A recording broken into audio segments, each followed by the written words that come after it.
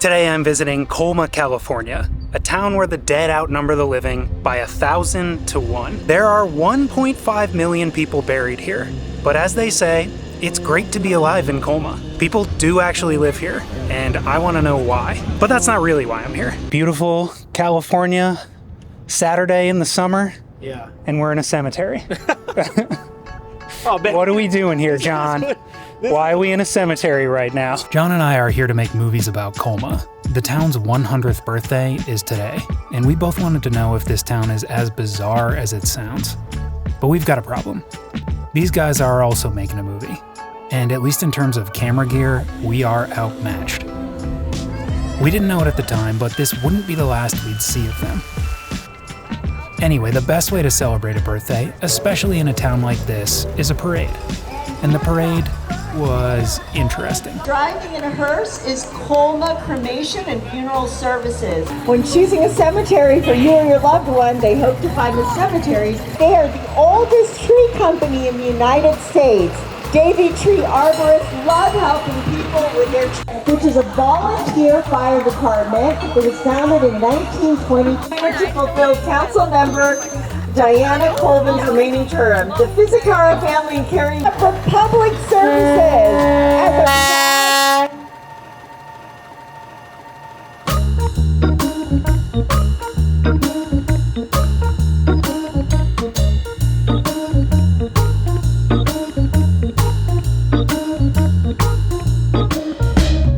And here's to the next 100 years. Please enjoy the rest of your day at the community fair. The parade may have been sparsely attended, but the fair was a different story.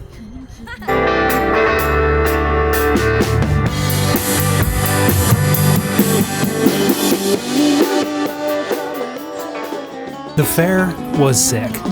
The band was better than any I've ever seen at a community festival. And the crowd here was really big. Down the road, they painted this massive mural honoring the history of this extremely unique town. And the food. Oh boy, did they have food. My friend recently told me that ice cream is actually good for you. Something about the combination of two unhealthy things makes it healthy. Or something like that. Anyway, I'm not asking questions. Of course, the kids have all the real fun with their bouncy castles, crafts, and what have you. But once again, we've got problems. There are bees. I'm slightly allergic, and I don't trust this door. Plus, I can't stay out of the pros' way.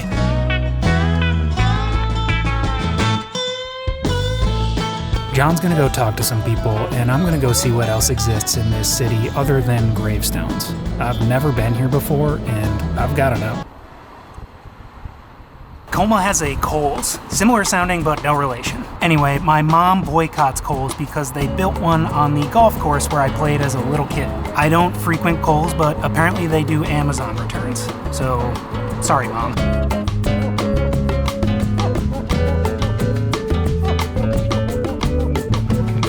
Okay, 20% off your next Kohl's purchase. Confirmations on the bottom. Thank you so much. You're welcome. Got a coupon for 20% off my next Kohl's purchase, but Mom? That's for you. But there's a lot more to see, including a number of things I didn't expect. This is no time for games. Yep, there's a golf course in Colma.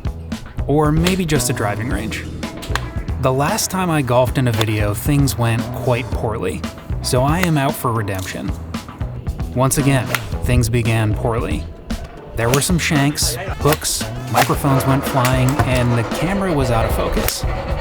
But after a few swings, the truth came out. I've still got it. Sort of, anyway. John took his first golf swing in 20 years, and after a few more, he made some good contact as well. Let's go. And while it is a Saturday afternoon and the driving range seems like a good place to be, John and I are heading back to the cemetery, because there are many famous people buried in Colma. And one is a hero of mine. 9-time World Series champion Joe DiMaggio is buried in Colma. Which makes sense. He was born and raised in the Bay Area. But what doesn't make sense is these baseballs. For me, this was the most chilling part of the day. It's not odd that people leave baseballs on a legend's grave. But what is strange is that every single one of these baseballs was a soft touch or little league ball. How is a man who served in World War II, hasn't played baseball since decades before the A's moved to Oakland, and died a quarter century ago, still having an impact on kids today? On a lighter note, behind me is Sand Hill Road, and it is famous for being the street where all the venture capitalists are located here in Silicon Valley. As you can see, it is very secretive. They do not want people going up there. What else can you find in Colma? Shopping, of course.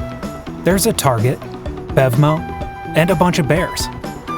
There's a Home Depot on top of a hill.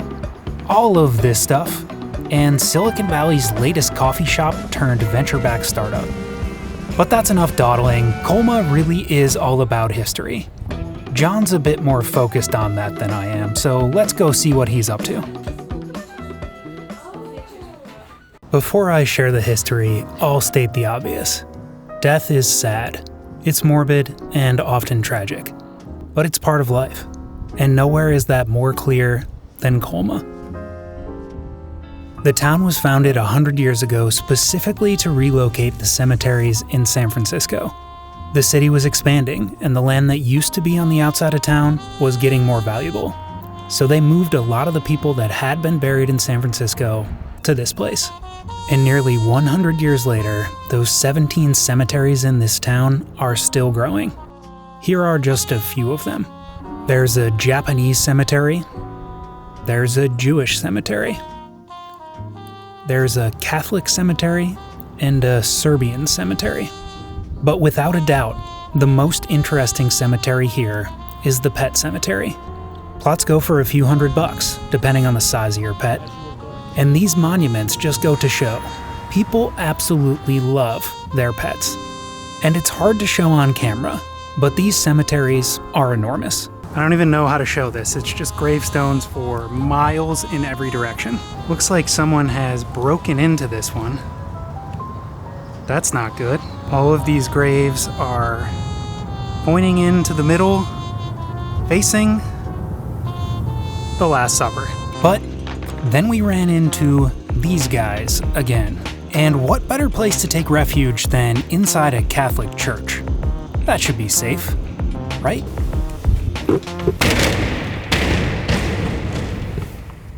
It definitely felt like somewhere we weren't supposed to be.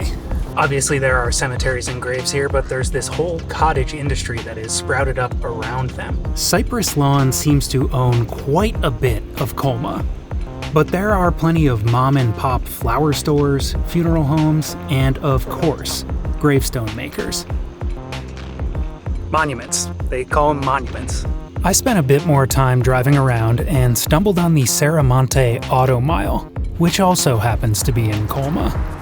It was around this time where I started getting a serious feeling of deja vu. But I'm sure it's nothing.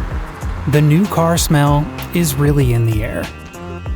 Now my car is great, but it is not new. Oh my goodness, I have been here before. I used to get my car serviced at this dealership. Just as John and I were about to call it a day, we came across this. Mom, this is why the golf course is gone. Modest. Colma is a town just like any other, but there happen to be a lot of graves here as well. And if you had fun exploring this quirky Bay Area town, then consider subscribing and enjoy these other videos that I made just for you. We did it. How'd it go? Man. Actually, if you want to learn what it's like to live in a place where you're outnumbered by dead people, go watch John's video. There's a link in the description down below. Thanks for watching, and I'll see you next time.